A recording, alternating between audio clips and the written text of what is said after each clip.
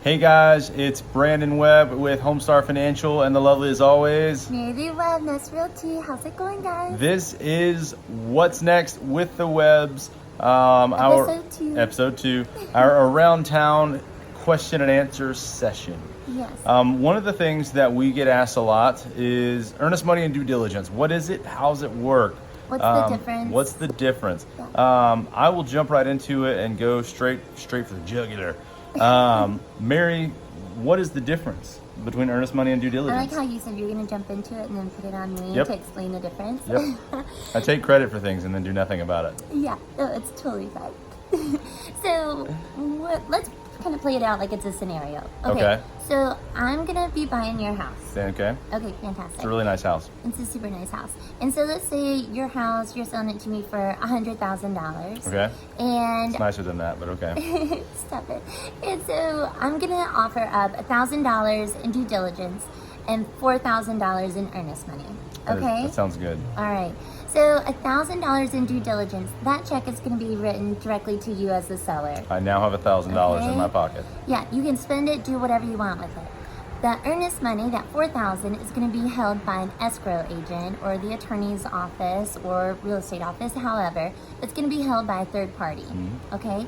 So now if we make it all the way to closing and I successfully at closing buy your house, whenever I get to closing, that $4,000 that I already put down as the earnest money and that $1,000 due diligence is going to go towards that purchase price. So all I have to bring is $95,000 to finish that purchase. Whether that be a loan, cash, yeah, whatever. The whole 9 yards. Yep, you've already put $5,000 down if you get to the closing table. And then plus whatever my closing costs are. So let's say you buy your house or you're under contract. You give me $1,000 to buy it as due diligence and $4,000 in earnest money. But you decide early on that, you know what, this house doesn't work. During my due diligence period. That's the key words there. Okay. Now, if during my due diligence period, I decide to walk away for any reason or no reason at all, then I get my earnest money back, so that $4,000, but you get to keep my $1,000. I do keep the $1,000. And let me just verify, this is in the state of North Carolina specifically. Not to say that other states don't do it this way, but this is North Carolina specific. So somewhere else don't think everything applies. And after, let's say you get to the closing table and that day you decide after the due diligence period that you don't want to buy this house.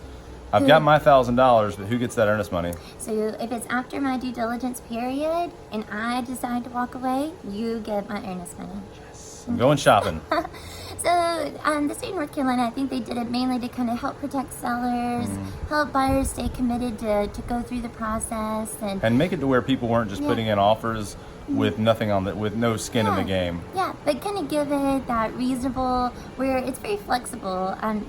Honestly, you don't have to put anything down at all. Most times you do. So it's something to talk to your trusted advisor, your realtor about, your lender to make sure that things kind of work out right. Yeah, under certain circumstances, you can actually get some of that money back at closing with certain loan types and certain situations. So, you can always, that money does work for you though. It doesn't just go off the table. When you buy your house, that money still works for you. So, yeah, I think that explains it pretty well. Yeah. Anything else? I think that should be it. Now, don't worry, episode 3, we're going to dive in more as far as what a due diligence period is. So if you have questions on that, definitely shoot them over to us. We'll be sure to answer those. But that's going to be our next episode. All right, I'm Brandon Webb with Homestar Financial, the lovely as always. Mary Webb, Nest Realty. And this has been What's Next with the Webbs.